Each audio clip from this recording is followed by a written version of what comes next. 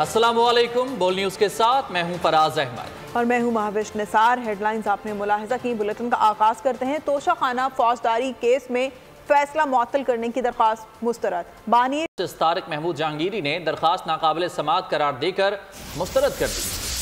खाना फौजदारी केस, बानी PTI की सजा का फैसला मुअत्तल करने की दरख्वास्त मुस्तरद कर दी गई। इस्लामाबाद हाई कोर्ट के चीफ जस्टिस आमिर फारूक और जस्टिस तारिक महमूद जहांगीरी ने 9 सिफात पर मुश्तमिल फैसला जारी किया। फैसले में कहा गया है कि कानून में सजा मुअत्तली के ऑर्डर में नजरसानी या तरमीम की गुंजाइश नहीं। सुप्रीम कोर्ट कह चुकी है सजा मुअत्तल हो सकती है, फैसला नहीं। अदालती फैसले में कहा गया है कि बानी PTI ने सजा मुअत्तली की दरख्वास्त में फैसला मुअत्तल करने की इस्तदा नहीं की थी।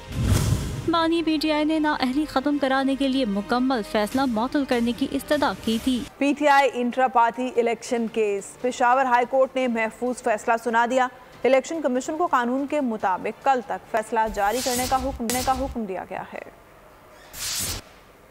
PTI इंट्रा पार्टी इंतखाबात केस, पेशावर हाई कोर्ट का इलेक्शन कमीशन को कानून के मुताबिक फैसला करने का हुक्म। पेशावर हाई कोर्ट में बयान देते हुए चेयरमैन तहरीक इंसाफ बैरिस्टर गौहर ने कहा कि इंट्रा पार्टी इंतखाबात का तरीकेकार पार्टी ने खुद तय करना होता है। अगर इंट्रा पार्टी इंतखाबात को तस्लीम न किया गया तो इंतखाबी निशान बल्ला नहीं मिलेगा। जुम्मे के रोज तक इंतखाबी निशान न मिला तो हमारे उम्मीदवार आजाद तस्वुर होंगे। बैरिस्टर गौहर ने कहा इलेक्शन कमीशन मामलात को ताखीर का शिकार करता आ रहा है। तमाम सियासी जमातों को छोड़कर एक पार्टी के साथ ऐसा सलूक हो रहा है। क्या 32 सवालात किसी और पार्टी से पूछे गए? जस्टिस शकील ने बैरिस्टर गौहर से पूछा कि आपको नहीं लगता इलेक्शन कमीशन को शिकायत पर खुद फैसला करना चाहिए? इस पर चेयरमैन PTI ने कहा कि इलेक्शन कमीशन में शिकायत देने वाला पार्टी का हिस्सा नहीं। बैरिस्टर गौहर ने अदालत को PTI के रजिस्टर्ड अरकान की फहरिस्त फराहम की। कहा इस्लामाबाद हाई कोर्ट इसलिए भी नहीं गए क्योंकि रहनुमाओं की गिरफ्तारी का खदशा था। फेडरेशन के पेश नजर किसी भी हाई कोर्ट से रुजू किया जा सकता है। वोट को इज्जत दो के बयानिए पर कायम है। इलेक्शन से कबल और बाद में सबके साथ मिलकर चलेंगे। पार्टी का मंशूर मुल्क की खिदमत है। मुस्लिम लीग नून के रहनुमा तारिक फजल चौधरी ने प्रोग्राम अब पता चला में गुफ्तगू करते हुए कागजात नामजदगी के लिए 2 दिन की तौसीह का मुतालबा भी कर दिया। 100% कायम है जी। ये जो हमारे खिलाफ मीडिया पे हमारे जो सियासी मुखालिफिन हैं वो तरह तरह के प्रोपेगेंडे फैला रहे होते हैं और सियासत में यकीनन सियासी मुखालिफ आपका आपके खिलाफ ही बात करता है, लेकिन बात वो की जानी चाहिए जो कोई हक और सच के करीब हो। हमारा बयानिया जो है वो पाकिस्तान को आगे लेके जाने का बयानिया है। मुल्क इस वक्त बहुत मुश्किल सूरत हाल से दो चार है और हमारा बयानिया परफॉर्मेंस का बयानिया है, डिलीवर करने का बयानिया है। एक ही बयानिया है कैसे मुल्क की खिदमत की जाए। उसके लिए हम बाकायदा एक मैनिफेस्टो भी बहुत जल्द लेके आ रहे हैं और उसमें इंशाल्लाह ताला आप देखेंगे कि टाइमलाइन के साथ पाकिस्तान को दरपेश जो मसाइल हैं उनका हल इंशाल्लाह ताला पेश करेंगे और मुल्क को आगे लेके जाएंगे। और उसके इस सिलसिले में जो एक और बात भी अर्ज कर दूं कि मियां नवाज शरीफ साहब के जो 3 अदवार हैं बतौर प्राइम मिनिस्टर, उसमें जो मियां साहब ने काम किए हैं वो हमारा क्रेडिट है कि किस तरह मियां नवाज शरीफ साहब ने इससे पहले पिछले अदवार में भी बतौर प्राइम मिनिस्टर पाकिस्तान की खिदमत की है। सियासी सरगर्मियां शुरू हो गई मगर लेवल प्लेइंग फील्ड ना थी ना है। देखना है कि इलेक्शन कमीशन किस किस को लेवल प्लेइंग फील्ड दे पाएंगे। तमाम तहफ़्फ़ुज़ात के बावजूद इंतखाबात में हिस्सा लेंगे। कागजात नामजदगी में 2 दिन की तौसीह में हर्ज नहीं है। पीपल्स पार्टी के रहनुमा कमर जमान कायरा की प्रोग्राम अब पता चला में गुफ्तगू। मुल्क के अंदर सियासी सरगर्मियां जो है अब वो शुरू हो गई है। लेवल प्लेइंग फील्ड तो ना थी ना है। चीफ इलेक्शन कमिश्नर साहब किस किस को ये लेवल प्लेइंग फील्ड दे पाएंगे ये डिपेंड करता है। अभी तक तो मुख्तलिफ लोग मुख्तलिफ जमातें अपने एतराज़ात फाइल कर रही हैं, लेकिन एतराज़ात हमारे जैसे मुल्कों के अंदर इलेक्शन कमीशन और इलेक्शन प्रोसेस पे होते रहते हैं। इलेक्शन तो अब होने जा रहे हैं और सारी जमातें उसमें हिस्सा ले रही हैं। सो एतराज़ात अपनी जगह, लेवल प्लेइंग फील्ड ना होने के शिकवे अपनी जगह, लेकिन इलेक्शन बहरहाल हो रहा है और हम सब उसमें हिस्सा लें। ये बिल्कुल वक्त पे होने चाहिए। 8 तारीख से आगे कोई रास्ता नहीं होना चाहिए। और ये जो 2 दिन की बात की जा रही है ये सिर्फ नॉमिनेशन पेपर्स का, ये पहले भी होता रहता है। कोई उसमें चंबे की बात नहीं होगी, कोई नया काम नहीं होगा कि 1-2 दिन अगर उसकी डेट बढ़ा दी जाए। इलेक्शन कमीशन तमाम फैसले बाहमी मुशावरत और कानूनी तकाज़ों को मद्देनजर रखते हुए मुश्तरका तौर पर करता है। इलेक्शन कमीशन के चारों मेंबरान ने चीफ इलेक्शन कमिश्नर पर गैर मुतज़लज़ल एतमाद का इजहार किया है। तर्जुमान इलेक्शन कमीशन ने बताया कि अरकान ने बावर कराया है कि अभी तक के तमाम फैसले बाहमी मुशावरत से हुए हैं। तमाम अजला का सीटों का कोटा अभी इलेक्शन कमीशन ने बाहमी रजामंदी और कानूनी तकाज़ों से तय किया है। हल्का बंदी कमेटियों ने इब्तदाई हल्का बंदी की और फिर एतराज़ात दाखिल होने के बाद कमीशन ने इन पर फैसले किए। जिला हाफिजाबाद के बारे में एतराज़ात का फैसला भी 5 रुकनी बेंच ने मुकम्मल हमआहंगी से किया। पाकिस्तान को 2024 में हयात नौ की ज़रूरत है, जहां तारीख, सकाफत और ज़बानों की मिल्कियत को कबूल किया जाए। कलम तलवार से ज़्यादा ताकतवर है। मुल्क के दानिश्वर जाग जाते हैं तो तरक्की से कोई रोक नहीं सकता। हैदराबाद में बिलावल भुट्टो का तकरीब से खिताब, कहा अगर नौजवानों को मुस्बत समत में लेकर नहीं गए तो क्राइम बढ़ेंगे। मेरा ख्याल में पाकिस्तान को 2024 में एक रेनेसांस की ज़रूरत है। पूरे पाकिस्तान में हर कल्चर को, हर ज़बान को, हर कौम की तारीख को ओन करे, पहचाने, सिखाए। जहाँ हम अपना हिस्ट्री को, अपना सकाफत को उसको ओन करें, उसको शर्मिंदा ना। जब इस मुल्क के दानिश्वर जाग जाते हैं, इस मुल्क के शायर जाग जाते हैं, सबसे भरकर इस मुल्क के नौजवान जाग जाते हैं, तो आपका रास्ता कोई नहीं रोक सकता। पॉजिटिव इंगेजमेंट अगर हम अपने नौजवानों को एक ऐसा एनवायरनमेंट प्रोवाइड नहीं करेंगे जहां वो मुस्बत तरीके से अपने मुआशरे पे कंट्रीब्यूट कर सकते हैं, तो फिर ये जो क्राइम है, जो ड्रग्स के इश्यूज है, ये तो चलते रहेंगे। हर पाकिस्तानी को समझाना पड़ेगा कि आप भी मुहिब वतन पाकिस्तानी हो, मैं भी मुहिब वतन पाकिस्तानी हूँ। लेवल प्लेइंग फील्ड सियासी जमातों के लिए होनी चाहिए, लेकिन जो आइन और कानून तोड़े, करप्शन करे, तो क्या लेवल प्लेइंग फील्ड ये है? अदालत में ट्रायल के बगैर छोड़ दिया जाए। नून लीग रहनुमा जावेद लतीफ़ की मॉडल टाउन लाहौर में गुफ्तगू, कहा वो चाहता है कि एस्टेब्लिशमेंट 2018 की तरह उसे इक़्तिदार मिलाए। लेवल प्लेइंग फील्ड होती है सियासी जमातों के लिए। आप आइन कानून को तोड़ने वाले जो मुकदमात की जद में हैं वो लोग, और जो करप्शन की उन लोगों ने, ट्रायल हुए बगैर उसको बरी कर दिया जाए। वो शख्स चाहता ये है, आज तक एस्टेब्लिशमेंट जो है उसको जिस तरह 2018 में पकड़ के लाई थी, चाहे वो 9-10 मई का वाकया करे या 190 मिलियन पाउंड खा जाए। कैपिटल हिल पर हमला करने की वजह से उन अदालतों ने सजा दी, तो जमहूरियत पर तो हमला वो कर चुका। अगर हमारी अदालतें उस वक्त की नोटिस लेती तो उसको रियासत पर हमला 9-10 मई को करने की जरूरत न होती। चौधरी शुजात साहब से 2-3 सीटों के हवाले से हम सीट एडजस्टमेंट कर सकते हैं। तहकाम पार्टी का ना हमारे कोई उनके साथ मुज़ाकरात हो रहे हैं, ना हम करने की ख्वाहिश रख। मिसाक जमहूरियत नून लीग ही लाई थी, कभी नहीं कहा पीपल्स पार्टी से बात नहीं हो सकती। बिलावल भुट्टो एक नौजवान सियासतदान हैं। रहनुमा मुस्लिम लीग नून इकबाल जफर झगड़ा की प्रोग्राम तज्जिया में गुफ्तगू, नवाज शरीफ इस तासुर की नफी करते हैं कि हम लाडले हैं, हमेशा मुखालिफिन के साथ बैठने को तैयार हैं। अपने चार्टर ऑफ डेमोक्रेसी आपको याद है किसने बनाई थी? तो चार्टर ऑफ डेमोक्रेसी तो नून और पीपल्स पार्टी ने मिलकर बनाई थी, और तमाम जमातें आज भी कहती हैं कि हाँ, दैट इज वन डॉक्यूमेंट वो which is acceptable to everybody, any political party in the country जो भी है, हम उसके साथ बैठने के लिए और बात करने के लिए तैयार हैं।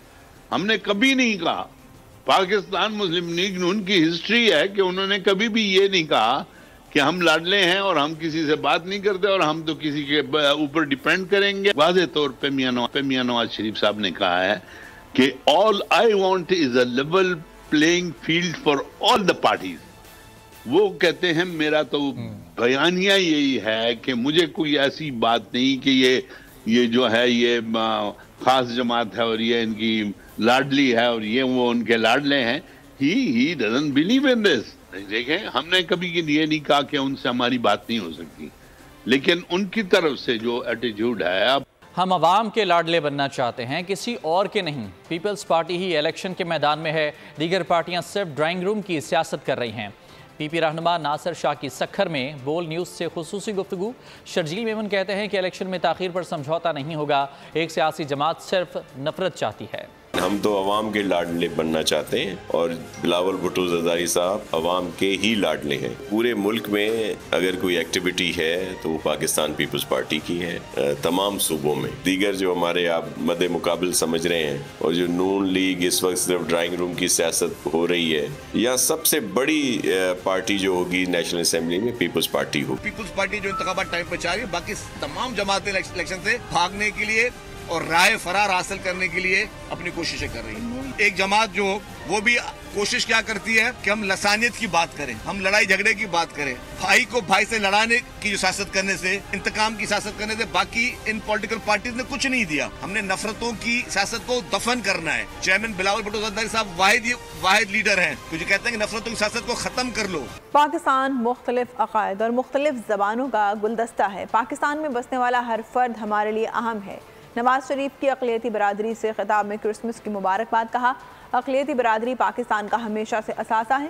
क़ायद-ए-आज़म के कई साथी मसीही और हिंदू बरादरी से ताल्लुक़ रखते थे। अक़लियती के साथ मिलकर ही पाकिस्तान मुकम्मल होता है और पाकिस्तान मुख्तलिफ मज़ाहिब और कौमियतों और अकायद का एक अपना गुलदस्ता है और हम बिल्कुल इस गुलदस्ते को इंशाल्लाह और भी आने वाले वक्त में सजाएंगे। क्रिसमस की भी आमद है। मसीही बरादरी को मुल्क भर में और मुल्क से बाहर भी अपनी भरपूर मुबारकबाद पेश करता हूँ। तो मुझे बहुत खुशी होती है और मैं कोई डिस्टिंक्शन जो है ना वो नहीं कभी मैंने महसूस की या देखी, इम्तियाज़ नहीं किया कि कौन मुसलमान है कौन गैर मुस्लिम है। हम सब एक ही कौम के बाशिंदे हैं, एक ही मुल्क के रहने वाले हैं, तो मेरे लिए तो सब बराबर हैं और अक़लियतें पाकिस्तान का एक कीमती असासा है और हमारे लिए बहुत बाइसे इफ्तिखार हैं। क़ायद-ए-आज़म के भी बड़े अच्छे कई साथी थे जो क्रिश्चियन थे और हिंदू थे और फिर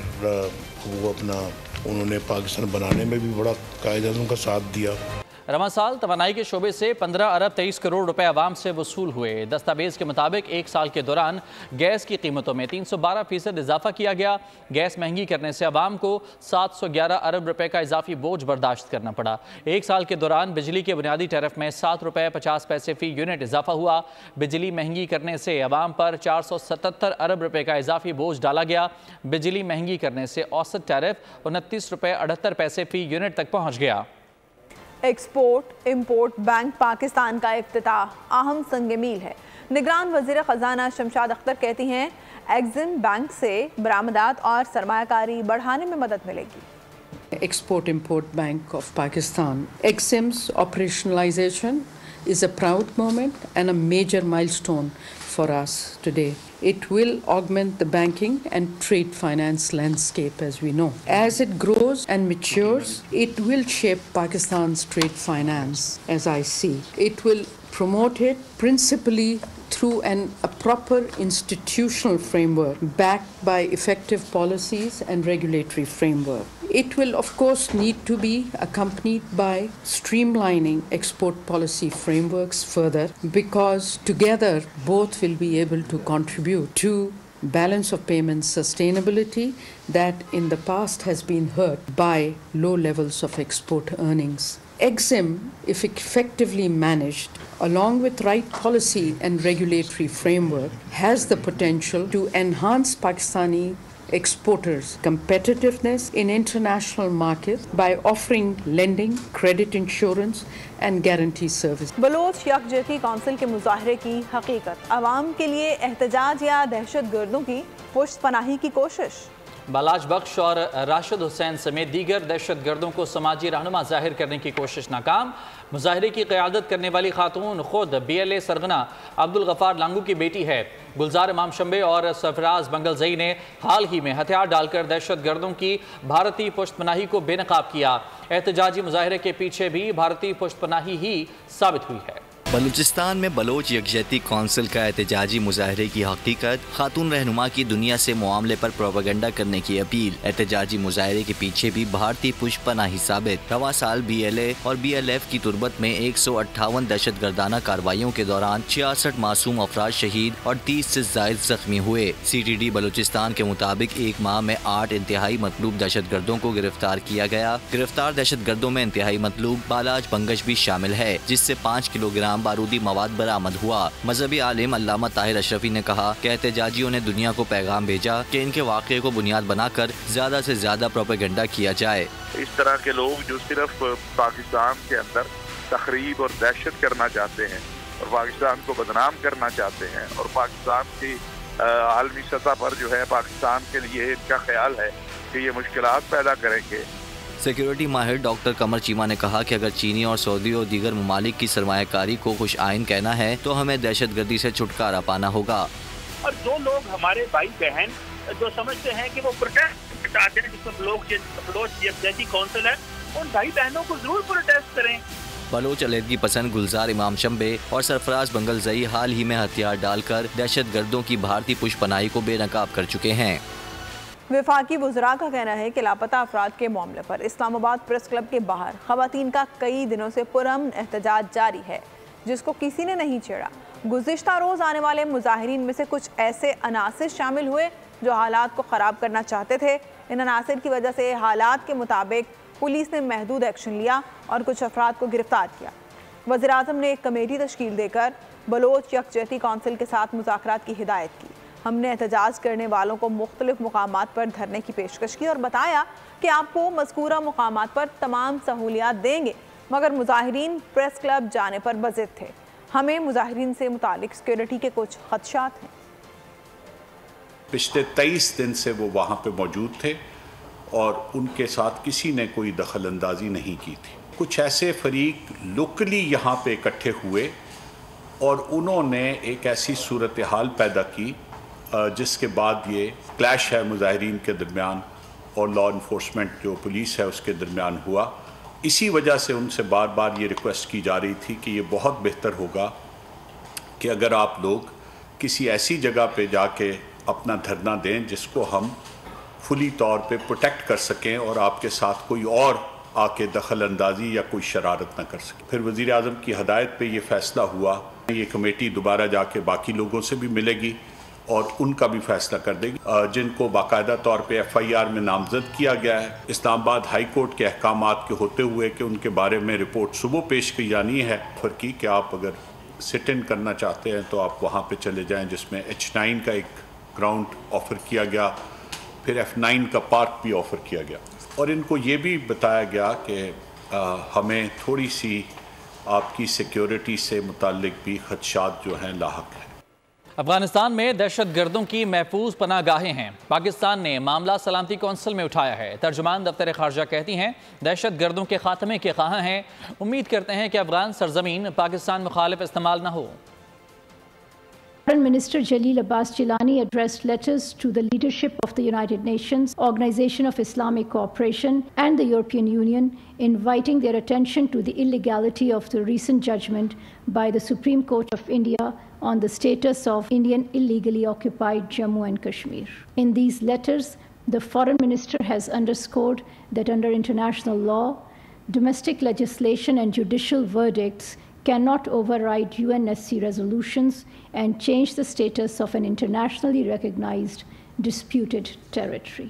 Pakistan remains deeply concerned over the ongoing campaign of brutality and large-scale massacre unleashed upon the Palestinian people. Pakistan calls for holding Israel accountable for its action and the UN Security Council to take immediate effective action to impose a ceasefire and lift the inhumane siege against Gaza. कालादम Baloch national army BNA के साबिक commander Sarfaraz Ahmad Bangulzai का कौमी धारे में आना खुशाइंद है। उनका 70 साथियों समेत हथियार डालकर कौमी धारे में शामिल होना लायक तहसीन है।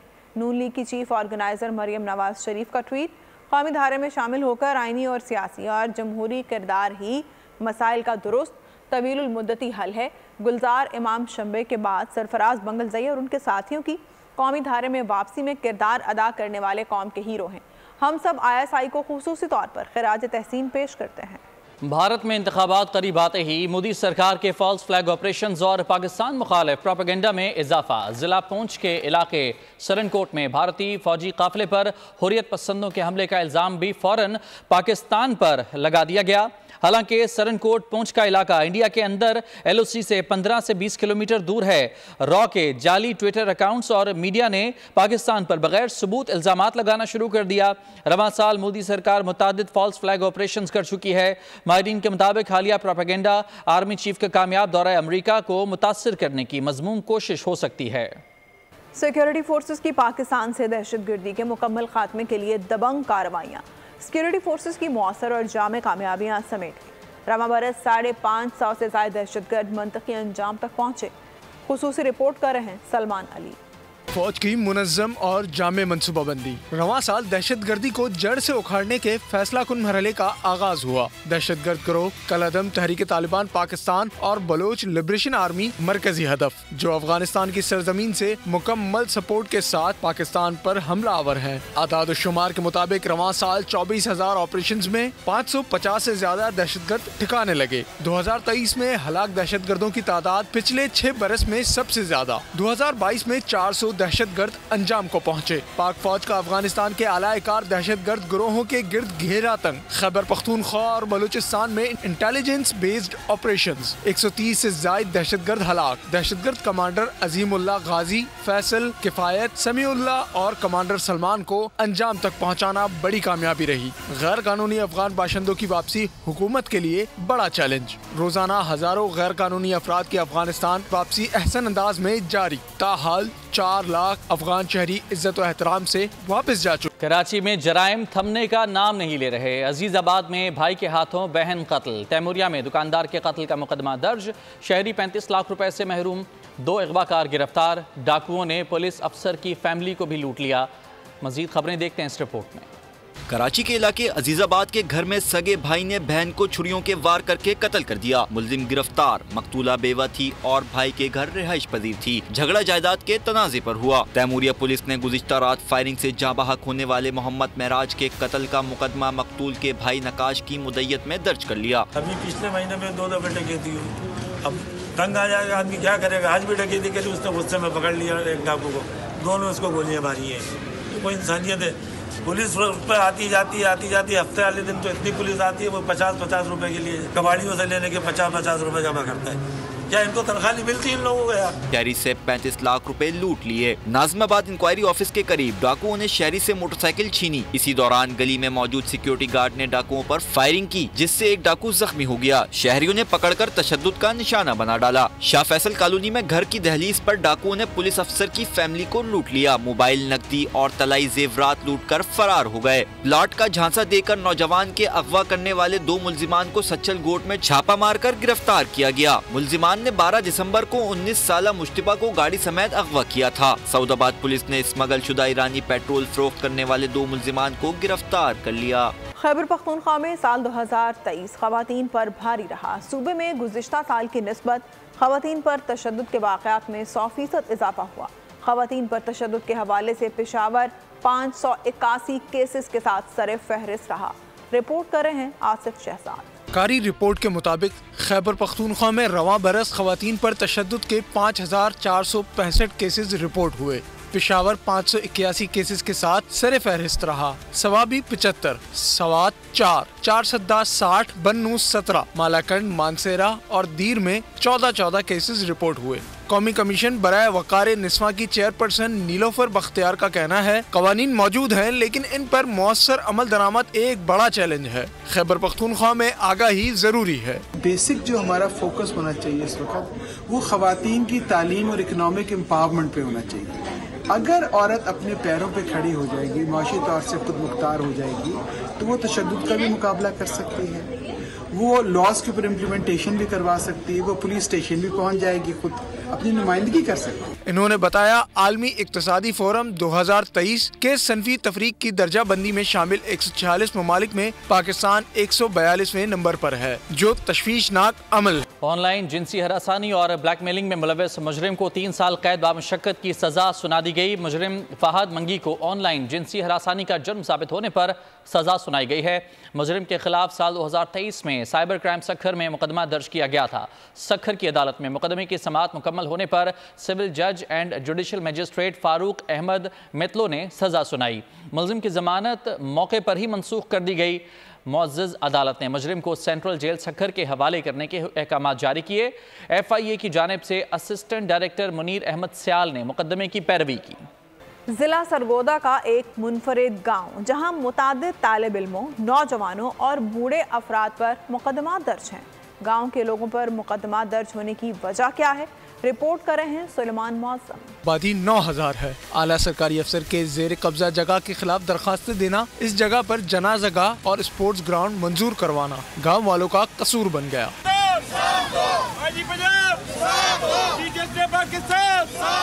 सरकारी आला अफसर ने पुलिस के साथ मुबैना मिली भगत करके गांव के हर फर्द पर डकैती, चोरी और फायरिंग के मुकदमात दर्ज करवा दिए। हमारे सिर्फ और सिर्फ कसूर इतना है कि हमने इस ग्राउंड और जनाजा गाह के लिए चक के लोगों के फलाह के काम के लिए आवाज़ उठाई है और इसके खातिर हमारे पूरे गाँव के ऊपर FIR दर्ज हो रही हैं और 2017 से ये सिलसिला चल रहा है। ठीक है, IG साहब से हमारा मुतालबा और चीफ जस्टिस ऑफ पाकिस्तान से मुतालबा है कि खुदारा पंजाब के इस गाँव 96 शुमाली के ऊपर रहम करें। 96 शुमाली गांव के रिहायशियों का कहना है कि सरकारी अराजी पर हमने नहीं बल्कि सरकारी अफसर ने कब्जा कर रखा है। हमने तो कानून के मुताबिक जगह की मंजूरी करवाई और फंड्स भी रिलीज करवाए। हमारे गांव में सरकारी ज़मीन पड़ी हुई है, ये एक आला सरकारी अफसर के कब्जे में थी। इसके ऊपर हम लोगों ने ग्राउंड और जनाजा गाह बनवाने के लिए एप्लीकेशन गुजारी DPO अपना DCO साहब सरगोदा को, तो उन्होंने विजिट करके ये रकबा गाँव के लिए ग्राउंड और जनाजा गाह के लिए रिजर्व किया। गाँव के बासी आज भी इंसाफ के मुतलाशी हैं। इनका कहना है कि अगर इंसाफ ना मिला तो खुदकुशियों पर मजबूर होंगे। मुतालबा किया चीफ जस्टिस ऑफ पाकिस्तान काजी फाइज ईसा और IG पंजाब उस्मान अनवर पुलिस गर्दी का नोटिस लें, हमें इंसाफ दिलाएं। सैहूनी फौज ने रफा में अस्पताल के करीब फ़िज़ाई हमला कर दिया। खान यूनिस और जबालिया कैंप पर बमबारी के नतीजे में एक दिन में 85 फ़लस्तीनियों को शहीद कर दिया गया। जंग में शोहदा की मजमूई तादाद 20,000 से तजावुज़ कर गई। इसराइली फ़ज़ाई और बहरिए के गज़ा पर हमले जारी। रफा में अस्पताल के करीब स्कूल की इमारत में रिहाइश पजीर बेघर लोगों पर फ़ज़ाई हमला किया। खान यूनुस और जबालिया कैंप पर भी बमबारी में हिलाल अहमर के हेडक्वार्टर को निशाना बनाया। दर्जनों शहरी जख्मी हुए। सेहूनी फोर्सेस ने मगरबी किनारे के करीब 16 साल नौजवान को गोलियां मारकर शहीद कर दिया। कोयर अस्पताल में जख्मियों के इलाज के लिए जगह कम पड़ गई। रोजाना 1000 जख्मियों की आमद जारी है। यूनिसेफ के मुताबिक गजा में बच्चों की जरूरत का सिर्फ 10% पानी मैसर है। गजा में बच्चे और इनके खानदान गैर महफूज ज़राए से आलूदा पानी इस्तेमाल करने पर मजबूर हैं। यूनिसेफ का कहना है कि बच्चों को साफ पानी के काबिल ज़िक्र फरहमी जिंदगी और मौत का मसला है। साफ पानी की फरहमी न होने से बच्चों के मरने और अमराज फूटने का खदशा है। एक तरफ जंग बंदी के लफ्ज पर एतराज, दूसरी तरफ अंदरूनी खाना मुत्तहिदा अरब अमारात को धौंस और धमकी और लालच से चुप रखने की साजिश। अमेरिका सलामती कौंसिल में गजा में जंग बंदी करारदाद को रुकवाने पर तुल गया। अरब अमारात की करारदाद पर अक़वाम मुत्तहिदा की सिक्योरिटी काउंसिल में मुसलसल तीसरे रोज भी वोटिंग नहीं हो सकती। अमेरिका की नाजायज इसराइल की भरपूर पुष्पनाही करारदाद में रुकावट बन गया। गजा में जंगबंदी से मुतालिक मुत्तहिदा अरब अमारात की करारदाद पर अक़वाम मुत्तहिदा के सिक्योरिटी काउंसिल में मुसलसल तीसरे रोज भी वोटिंग न हो सकी। काउंसिल के मुस्तकिल रुकन अमेरिका की जानिब से जंगबंदी का लफ्ज इस्तेमाल करने पर एतराज़ात उठाए गए, जबकि इससे कबल अमेरिका 2 मरतबा सिक्योरिटी काउंसिल में गजा जंगबंदी से मुतालिक करारदाद को वीटो कर चुका है। अमेरिका ने कहा है कि गजा में मुकम्मल जंगबंदी का फायदा हमास को होगा। करारदाद में सीज फायर का लफ्ज़ हज़फ किया जाए। सलामती कौंसिल में करारदाद का मुसवदा पेश करने वाले मुल्क मुत्तहिदा अरब अमारात ने पीर को होने वाली वोटिंग को एक दिन के लिए मुलतवी करने की दरख्वास्त की थी, जिस पर वोटिंग मंगल तक मुलतवी कर दी गई थी। तहम मंगल के रोज पे करारदाद पर वोटिंग न हो सकी, जबकि UAE की जंगबंदी से मुतालिक पहले करारदाद को भी अमेरिका ने सलामती कौंसिल में वीटो कर दिया था। शाम के बजेंगे 7, होगी इनामात की बरसात। कहकहों की भरमार यानी एंजॉयमेंट लगातार। हर हफ्ता और इतवार मिलेंगे करोड़ों के प्राइज। खेलेगा पूरा पाकिस्तान। गेम शो ऐसे चलेगा। आ रहा है फिर से एक बार। वो कहते हैं ना, नेवर स्टॉप ड्रीमिंग। तो बस अब ब्रेक हुई खत्म। इस बार सब कुछ नया होगा। ना टिकटॉकर्स ना यूट्यूबर्स, सिर्फ और सिर्फ ऑडियंस, बाइक्स, गाड़ियां, सोने के सेट और लाखों के कैश इनामात, नए गेम्स और नए सेगमेंट्स के साथ। अगर खेला अपने जोर पर तो देखना लोग सेल्फी लेंगे दौड़कर। अब फिर से गेम शो ऐसे चलेगा। गेम शो ऐसे चलेगा, हफ्ता इतवार शाम 7 बजे। आज रवां साल का सबसे छोटा दिन और रात तवील तरीन होगी। महकमा मौसमियात के मुताबिक आज दिन का दौरानिया 10 घंटे से जायद, रात का दौरानिया 14 घंटे होगा। कल से दिन बड़े और रातें छोटी होना शुरू हो जाएंगी।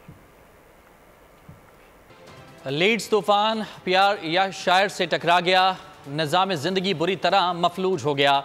तूफान से अहम शाहराहों पर दरख्त गिरने से ट्रैफिक ब्लॉक हो गई। गैर मुल्की मीडिया के मुताबिक आंधी और तूफान से कई घरों की छतें उड़ गईं। ट्रेन और बसों की आमदोरफ्त शदीद मुतासर हुई। यॉर्कशायर और बरतानिया के बाकी हिस्सों में आंधी और तूफान के लिए रेड अलर्ट जारी। 80 मील फी घंटा की रफ्तार से हवाएं चलने की पेशगोई की गई है। पाक ऑस्ट्रेलिया दूसरा टेस्ट, ग्रीन शर्ट्स का मेलबर्न में प्रैक्टिस सेशन। कौमी टीम कल से 2 रोज़ा प्रैक्टिस मैच खेलेगी। ऑस्ट्रेलिया के खिलाफ दूसरा टेस्ट 26 दिसंबर से शुरू होगा। Fast bowler Khurram Shahzad Australia के खिलाफ टेस्ट सीरीज से बाहर हो गए। खुर्रम शहजाद पसली में फ्रैक्चर के बायस फिटनेस मसाइल से 2-4 हुए। पहले टेस्ट के दौरान बाईं पसली में तकलीफ की शिकायत की थी। PCB स्पेशलिस्ट से कंसल्ट करने के बाद आइंदा का प्लान तय करेगा। स्पेशलिस्ट के मशवरे से खुर्रम शहजाद का रिहैब शुरू किया जाएगा। Chief justice Peshawar high court का सियासी किरदार। अवामी नेशनल पार्टी के ML वली खान का इल्ज़ाम, पेशावर हाई कोर्ट पर अदम एतमाद का इजहार। मीडिया से गुफ्तगू में बताया, मैंने हाई कोर्ट में साबिक चेयरमैन PTI के खिलाफ केस कर रखा है। हमारा गिला है और हमारा गिला डायरेक्टली पेशावर हाई कोर्ट के चीफ जस्टिस साहब से है। पेशावर हाई कोर्ट का चीफ जस्टिस साहब जो किरदार अदा कर रहा है, ये किरदार कोई नया नहीं। इसी हाई कोर्ट में मैंने इमरान, जनरल फैज़ और बाकी कुछ लोगों के खिलाफ केस डाला हुआ है। मुझे अभी तक एक तारीख मिला है और मेरे ख्याल में केस को 6-7 महीने हो गए हैं। मुझे अभी तक तारीख नहीं मिल रहा। दूसरी तरफ PTI के लोग जाते हैं, उनको उसी दिन हेयरिंग का मौका दिया जाता है और फिर अजीब दास्तान हाई कोर्ट से निकलती है कि इन लोगों को ना पुराने किसी केस में पकड़ोगे और ना नए किसी केसेस में पकड़ोगे। अगर हम न्यूज़ बुलेटिन से फिलहाल इतना ही।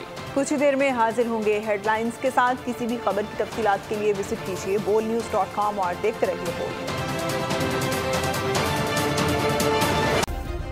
सब्सक्राइब करें और बेल दबाएं ताकि कोई खबर रह न जाए।